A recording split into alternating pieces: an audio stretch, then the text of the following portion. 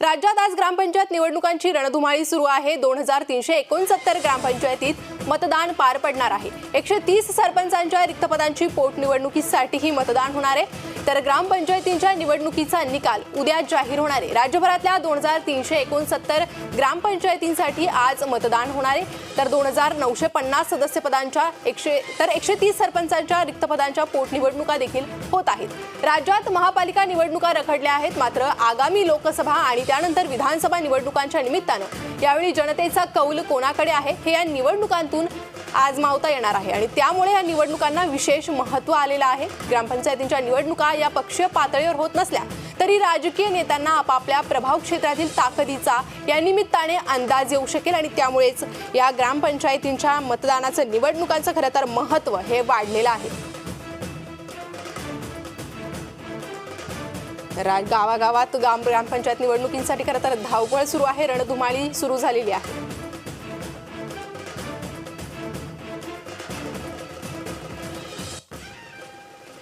बातमी साताऱ्यातून। सातारा जिल्ह्यात 78 ग्रामपंचायतींसाठी मतदान पार पडतंय। कराड तालुक्यात 12 ग्रामपंचायतीत मतदान होत आहे, तर पाटणमध्ये 18 ग्रामपंचायतींसाठी मतदान होत आहे। पालकमंत्री शंभूराज देसाई यांची प्रतिष्ठा या ठिकाणी पणाला लागलेली आहे। तर राज्यासह सातारा जिल्ह्यात देखील ग्रामपंचायतींसाठीची रणधुमाळी पाहायला मिळते। 78 ग्रामपंचायतींसाठी सातारा जिल्ह्यात मतदान सुरू झालेलं आहे। कराड तालुक्यात 12 ग्रामपंचायतीत मतदान सुरू झालेलं आहे, तर पाटणमध्ये 18 ग्रामपंचायतींसाठी मतदानाचा हक्क नागरिक बजावतात। पालकमंत्री शंभूराज देसाई यांची प्रतिष्ठा या ठिकाणी पणाला लागणार आहे। राज्यातील अनेक गावागावात सकाळपासूनच खरं तर धावपळ सुरू झालेली आहे, कारण ग्रामपंचायतींच्या निवडणुकांचा बिगुल वाजला आहे आणि त्यानंतर आता साताऱ्यात देखील 78 ग्रामपंचायतींच्या निवडणुका होत आहेत।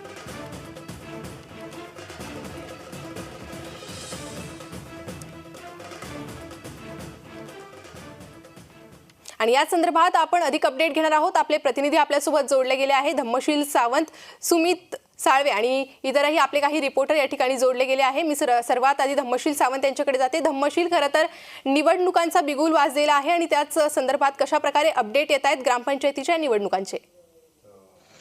निश्चितच प्रणिता, आपण बघतोय की रायगड जिल्ह्यामध्ये 210 ग्रामपंचायतीच्या निवडणुकीची रणधुमाळी सुरू आहे। ग्रामपंचायत निवडणुकीमध्ये पक्षचिन्हावर जरी निवडणुका लढवल्या जात नसल्या तरी रायगड जिल्ह्यामध्ये ज्या पद्धतीनं पक्षाचे काही प्रभावी नेतृत्व आहेत त्यांच्या माध्यमातून त्यांचं अस्तित्व आणि प्रतिष्ठा पणाला ग्रामपंचायतीच्या माध्यमातून लागलेली असते। त्यामुळे प्रत्येक निवडणूक जिंकण्याचा त्यांचा मानस असतो आणि त्या पद्धतीने महिनाभरापासून प्रचार आणि प्रसाराला देखील सुरुवात झालेली आहे। रायगड जिल्ह्यामध्ये जर आपण विचार केला तर 210 ग्रामपंचायतीच्या निवडणुकांपैकी एकूण 38 सरपंच जे आहेत ते बिनविरोध झालेले आहेत, तर सदस्य संख्या बिनविरोध होण्यामध्ये त्यामध्ये 565 सदस्य जे आहेत ते त्या ठिकाणी बिनविरोध झालेले आहेत। उर्वरित जे काही सदस्य आहेत त्यांच्यासाठी 168 सरपंच आणि त्यामध्ये 1291 सदस्य पदासाठी आता ही जी निवडणूक आहे ती मतदान प्रक्रिया आज या ठिकाणी पार पडत आहे। रायगड जिल्ह्यामधले जे लोकप्रतिनिधी आहेत अर्थातच सुनील तटकरे आहेत, आदिती तटकरे आहेत आणि धम्मशील, तुमच्याकडे पुन्हा येणार आहे। आपल्यासोबत आपले प्रतिनिधी विशाल पाटील देखील जोडले गेले आहे। विशाल, तुमच्याकडे ते कशा प्रकारे ग्रामपंचायतींच्या या मतदानाच्या हालचाली सुरू आहे? नक्कीच प्रणिता, आपण सध्या आहोत ते म्हणजे उत्पादन शुल्क मंत्री आणि सातारा जिल्ह्याचे पालकमंत्री शंभूराज देसाई यांच्या मतदारसंघामध्ये आणि पाहू शकतो की कशा पद्धतीनं या ठिकाणी मतदानाला सध्या उत्साह सुरुवात झालेली आहे। अनेक ठिकाणी आपण पाहतो की मतदारांना आणण्यासाठी वेगवेगळ्या पद्धतीनं यंत्रणा राबवली जात आहेत। या ठिकाणी आपण पाहतोय कशा पद्धतीनं खरं तर सातारा जिल्ह्यामध्ये 78 ग्रामपंचायतीच्या निवडणुका ह्या सुरू आहेत आणि यामध्ये महत्वाची निवडणूक ही पाटण तालुक्यामधील मल्हारपेठ ही ग्रामपंचायत आहे आणि याच ग्रामपंचायतीवरून आता सध्या आपण सर्व परिस्थिती पाहतोय की या मल्हारपेठ ग्रामपंचायतीमध्ये शिंदे गट आणि ठाकरे गट या दोन्ही गटाची प्रतिष्ठापना ही पणाला लागलेली आहे। कारण सरळ सरळ लढत महाविकास आघाडी विरोधात ठाकरे गट अशी आहे या ठिकाणी। महाविकास आघाडी विरोधात शिंदे गट, शिंदे गटाचे उत्पादन शुल्क मंत्री शंभूराज देसाई यांच्या विरोधात ठाकरे गटाचे जिल्हा प्रमुख हर्षद कदम आणि राष्ट्रवादीचे शरद पवार गटाचे युवा नेते सत्यजित पाटणकर यांचं आव्हान हे शंभूराज देसाई यांच्या गटाला आहे। प्रणिती, अगदी विशाल, तुमच्याकडे पुन्हा एकदा येते। पुन्हा एकदा धम्मशील सावंत यांच्याकडे मी जाणार आहे। धम्मशील, निश्चितच आपण बघतोय की रायगड जिल्ह्यामध्ये अजित पवार गटाचे जे प्रदेशाध्यक्ष आहेत सुनील तटकरे, मंत्री आदिती तटकरे, अनिकेत तटकरे यांना हे आज मतदानाचा हक्क बजावणार आहेत. सुतारवाडी क्षेत्रातील दुरटोली या ठिकाणी ते ग्रामपंचायतीमध्ये मतदान या ठिकाणी बजावणार आहेत. त्याबरोबरच जर रायगड जिल्ह्यातील इतर जे काही आमदार आहेत, प्रशांत ठाकूर आहेत, आमदार रवींद्र पाटील असतील किंवा आमदार महेंद्र दळवी, आमदार जयंत पाटील असतील किंवा आमदार महेंद्र थोरवे, हे जे आमदार आहेत यांच्या कार्यक्षेत्रामध्ये ग्रामपंचायतीचं मतदान नसल्यामुळे ते मतदान त्या ठिकाणी करणार नाही आहेत. रायगड जिल्ह्यामध्ये ग्रामपंचायतीची निवडणूक ही अत्यंत प्रतिष्ठेची बनलेली आहे. त्यामुळे प्रत्येक जण ही निवडणूक जिंकण्यासाठी प्रचंड कसरत करत आहे आणि याच्यामध्ये आज मतदान होणार आहे. आज सर्व मतदान जे आहेत मतदार आहेत ते आपला मतदानाचा लोकशाहीनुसार हक्क बजावणार आहेत आणि उद्या त्याचा फैसला होणार आहे. आज सर्वांचं मतदान केल्यानंतर मतपेटीमध्ये अनेक उमेदवारांचं भवितव्य हे कैद होणार आहे. ज्या पद्धतीनं संपूर्ण रायगड जिल्हा हा संवेदनशील मानला जातो आणि ज्या ज्या कार्यक्षेत्रामध्ये निवडणूक क्षेत्रामध्ये ज्या ज्या ठिकाणी काही घटना दुर्घटना होण्याची शक्यता आहे, संवेदनशील विभाग आहे, त्या ठिकाणी रायगड जिल्हा पोलीस अधीक्षक सोमनाथ घारगे असतील किंवा रायगड जिल्हा अधिकारी योगेश सर आहेत यांच्या माध्यमातून त्या ठिकाणी मोठ्या प्रमाणावर ठिकठिकाणी पोलीस बंदोबस्त लावलेला आहे. मी आता नागोठणे या ठिकाणी आहे. नागोठणे मतदान केंद्राच्या बाहेर आहे. ज्या ठिकाणी 8 ते 9 हजार मतदार आहेत ते मतदानाचा हक्क बजावणार आहेत. या ठिकाणी जर आपण बघाल तर लढत जी आहे, प्रमुख लढत जी आहे ते शिवसेना ठाकरे गट असेल किंवा इंडिया आघाडीचं एक युनिट आहे, तर दुसरं शिंदे गट आणि भाजप असं एक युनिट आहे. त्याबरोबर मनसेने देखील पहिल्यांदाच या निवडणुकीमध्ये उडी घेतलेली आहे. त्यामुळं नागोठणे विभागासह इतर अन्य 210 ग्रामपंचायतीची निवडणूक ही चुरशीची होताना आपल्याला पाहायला मिळतंय. प्रणिता, अगदी धम्मशील पुन्हा एकदा तुमच्याकडे येते. दरम्यान आपण एक नजर टाकूयात जळगावात कशा प्रकारे ग्रामपंचायतींच्या निवडणुका सुरू आहे. जळगावात 167 पैकी 151 ग्रामपंचायतीत मतदान सुरू झालेलं आहे. 565 मतदान केंद्रांवर मतदानाची प्रक्रिया सुरू आहे. गिरीश महाजन, एकनाथ खडसे, गुलाबराव पाटील यांची प्रतिष्ठा पणाला लागलेली आहे आणि या संदर्भात आपण अधिक अपडेट घेऊयात. आपले प्रतिनिधी सुमित देशमुख आपल्यासोबत जोडले गेले आहे.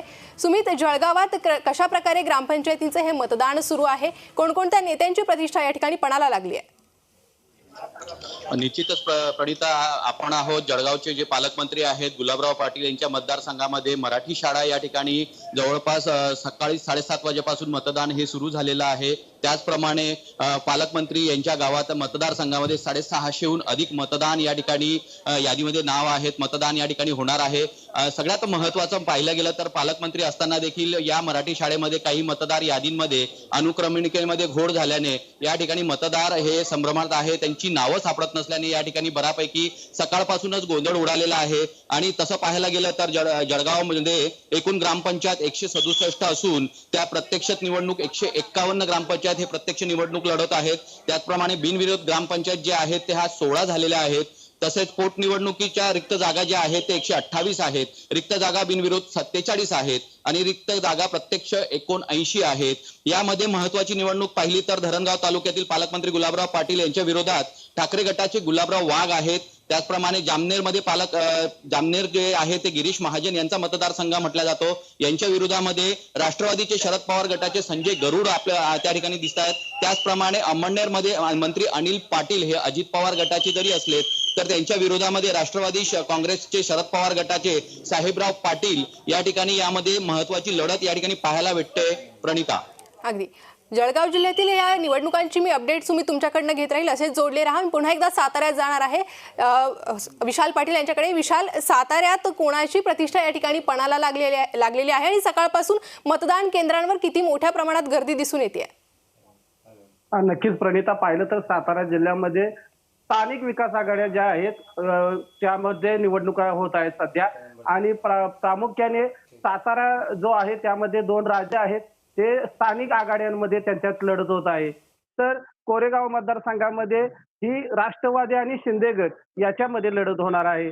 तर मान खटावमध्ये पाहिलं तर त्या ठिकाणी सुद्धा स्थानिक आघाड्या या पाहायला मिळतात. तर कराड तालुक्यामध्ये राष्ट्रवादी, काँग्रेस आणि भाजप हे 3 गटामध्ये फक्त स्थानिक आघाड्यांमध्ये गटातटाचं राजकारण होऊन त्या ठिकाणी होत आहे. यामध्ये प्रमुख लढत ही आहे ती म्हणजे रेटरे या ठिकाणी माजी मुख्यमंत्री पृथ्वीराज चव्हाण यांच्या गटाच्या विरोधात भाजपचे डॉक्टर अतुल भोसले यांचा गट आहे आणि या 2 मध्ये अतिशय दुरंगी लढत 2 उमेदवारांमध्ये होताना पाहायला मिळत आहे.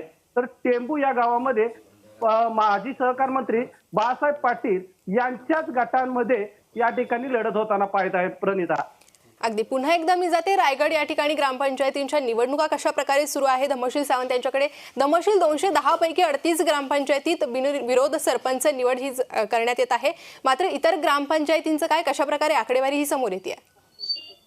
निश्चितपणे संपूर्ण राज्यभरामध्ये आता थेट सरपंच पदाची निवडणूक आणि सदस्य पदाची निवडणूक सुरू आहे. यामध्ये रायगड जिल्ह्यामध्ये 210 ग्रामपंचायतीची निवडणूक आहे. याची आकडेवारीवर जर आपण नजर टाकली तर एकूण आपण बघाल तर या ठिकाणी 210 पैकी 38 सरपंच तर 1854 पैकी 565 सदस्य हे बिनविरोध झालेले आहेत. त्याबरोबरच 168 सरपंच आणि 1291 सदस्य पदाच्या जागेसाठी आज मतदान होत आहे. आणि जर पक्षाच्या आघाड्या जर आपण बघितल्या तर आता सध्या इंडिया आघाडीच्या अनेक ठिकाणी सरपंच जे आहेत ते बिनविरोध झाल्याचं आपल्याला पाहायला मिळतं. आणि ठिकठिकाणी ज्या पद्धतीनं महायुती असेल आणि महाविकास आघाडी अशा पद्धतीची टक्कर या ठिकाणी पाहायला मिळते. तर अनेक ठिकाणी भाजप किंवा इतर पक्ष शेकाप असेल किंवा राष्ट्रवादी काँग्रेस असेल, अजित पवार गट असेल, शरद पवार गट असेल, ठाकरे गट असेल, शिंदे गट असेल, अशा पद्धतीनं एकमेकांमध्ये ग्रामपंचायत पातळीवर जे आहेत ते कोणत्याही पक्षविरहित अशा आघाड्या आणि युत्या देखील पाहायला मिळत आहेत. त्यामुळं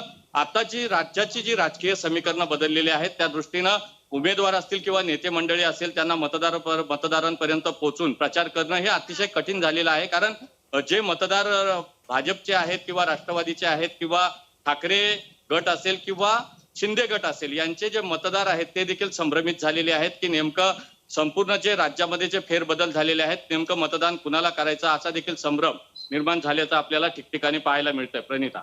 अगदी पुन्हा एकदा मी सुमित देशमुख यांच्याकडे जाते. सुमित, खरं तर जळगावात देखील 167 पैकी 151 ग्रामपंचायतीत मतदान हे सुरू झालेलं आहे. मात्र जे सध्या राज्यातील राजकीय समीकरण बदललेले आहे, 2 पक्षात फूट झालेली आहे, त्याचे कशा प्रकारे पडसाद या निवडणुकांवर पडू शकतात?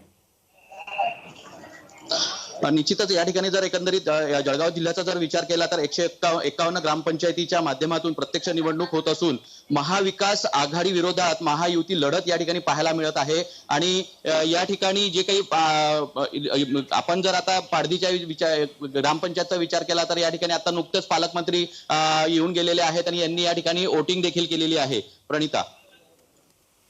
अगदी सुमित, धन्यवाद. तुम्ही दिलेल्या सविस्तर माहिती संदर्भात आपल्या सोबत रायगडहून आपले प्रतिनिधी जोडले गेले होते धम्मशील सावंत. धम्मशील, तुमच्याकडनं अधिक अपडेट घेत राहू. तुर्तास धन्यवाद. विशाल पाटील, आपल्याकडनंही अपडेट घेत राहणार आहोत. तुर्तास तिघांनाही धन्यवाद या सविस्तर माहिती संदर्भात.